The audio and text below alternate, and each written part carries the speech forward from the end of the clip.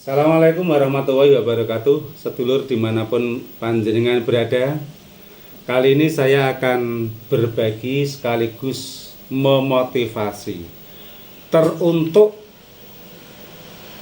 para teman-teman alumni santri dari berbagai pesantren yang belum percaya diri untuk ikut terjun dalam dunia dakwah.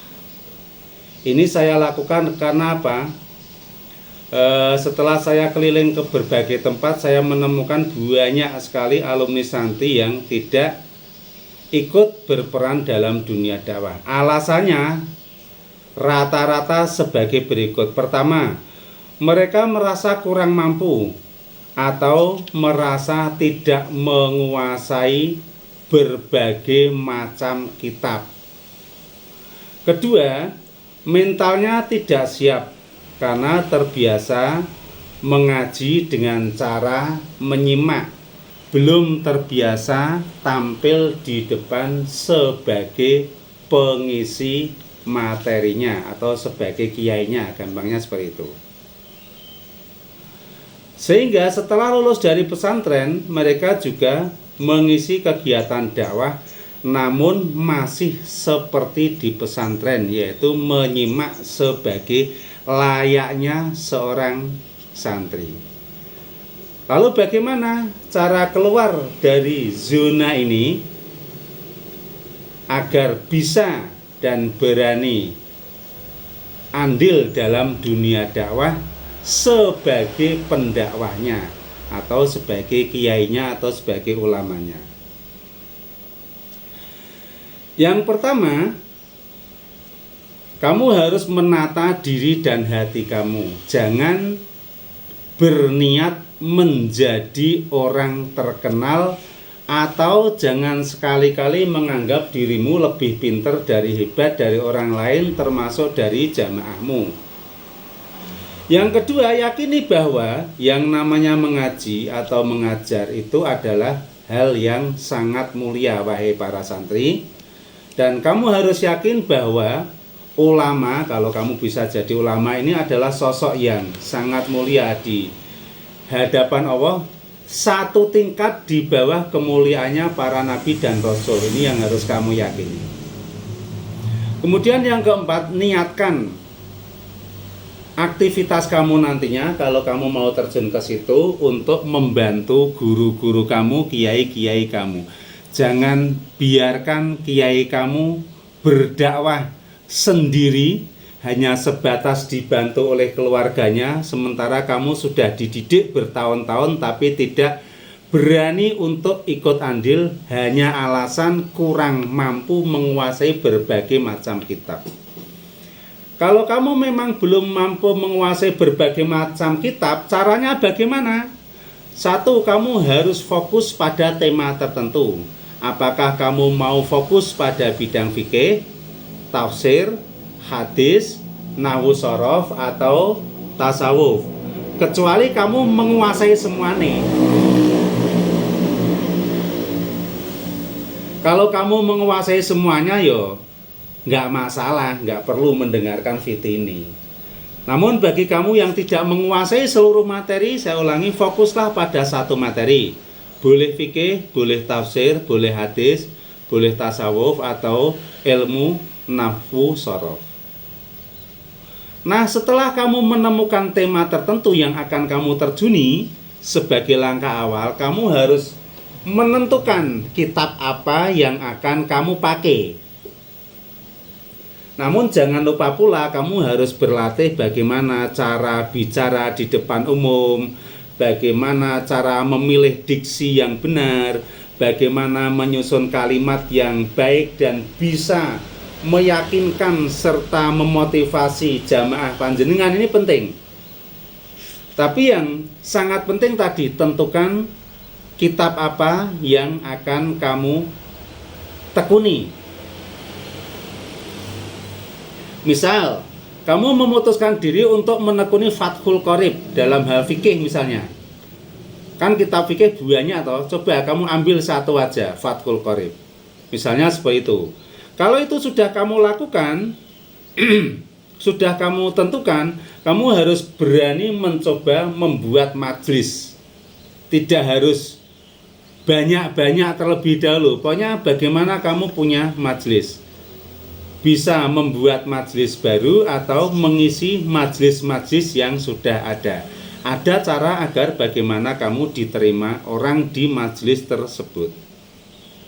Nah, kalau ini kamu lakukan secara beruntun dan berulang-ulang secara terus-menerus, maka ke depan kamu akan menjadi orang-orang yang sangat ahli dalam hal Fathul Qorib. Fathul Qorib itu sudah sangat cukup untuk melakukan ibadah secara benar. Teman-teman semuanya, sedulur semuanya, kalau apa yang saya sampaikan ini panjenengan percayai dan panjenengan lakukan, nanti ke depan akan banyak kiai-kiai yang memiliki spesifikasi tertentu. Kiai Fathul Qorib, Kiai Sulam Safinah, Kiai Ukudulujen, Kiai yang tafsir Al-Quran itu namanya apa ya? Lali loh. Kemudian Kiai Fathul Mu'in dalam tasawuf, misalnya Kiai Hikam, Kiai Mau'izatul Mu'minin, Kiai Ihya Ulumuddin. Jadi yang penting Anda fokus dalam satu hal. Dan kemudian ketika kamu sudah mulai menentukan kitab dan tema kamu jangan khawatir disalah-salahkan oleh orang lain. Misalnya kamu fokus dalam dunia fikih atau dunia tasawuf, ada kesalahan dalam hal dalam nahwu sorof misalnya, itu bukan menjadi penghalang, bukan alasan untuk mundur. Kalau ada orang lain yang mengkritik atau katakanlah tidak suka karena nahwu sorof kamu tidak bagus, ya kamu terus terang aja, katakan saja, fokus saya bukan pada nahwu sorof, tapi fokus saya pada fikih atau tasawuf. Boleh jadi nahwu sorof saya salah, tapi perhatikan materi fikih atau materi tasawuf yang saya sampaikan adalah betul. Ini kalau terjadi, kalau ada orang-orang yang mengkritik masalah nahwu sorof, kalau kamu tidak begitu menguasai tentang hal itu, jadi nggak perlu malu-malu untuk mengakuinya. Terus yang terpenting lagi, jangan lupa kamu selalu konsultasi dengan guru-guru kamu atau dengan senior-senior kamu yang lebih mumpuni dari kamu. Saya ulangi, yang paling penting, langkah awal, tentukan apa kitab yang akan kamu gunakan. Lakukan secara terus-menerus. Tidak sampai 2 tahun kamu sudah akan sangat mahir dalam bidang yang kamu pilih. Jangan menunggu seluruh kitab kamu kuasai, kecuali IQ kamu luar biasa, daya pikir kamu luar biasa, itu beda. Kamu harus menguasai berbagai macam kitab. Ini saya khususkan bagi teman-teman alumni Santi yang tidak menguasai berbagai macam kitab, namun ada keinginan untuk cawe-cawe ngewangi gurune. Caranya seperti itu. Tentukan tema yang Anda pilih, tentukan kitab yang Anda lakukan, yang Anda tentukan kitab yang akan Anda gunakan untuk dakwah. Mulai buat majelis meskipun kecil atau sedikit. Jangan nunggu diundang orang, karena kamu saat ini bukan siapa-siapa. Namun kalau kamu berani melangkah dengan berbagai kekurangan kamu, tapi kamu memiliki sifat terbuka, suka bertanya pada guru-guru kamu atau kiai-kiai kamu, maka kamu yang berangkat dari bukan siapa-siapa, kamu akan menjadi luar biasa. Matur nuwun, silahkan cermati, ikuti, dan lakukan. Buktikan dalam 2 tahun lagi kamu akan menjadi orang yang sangat beda, sangat bermanfaat bagi banyak orang.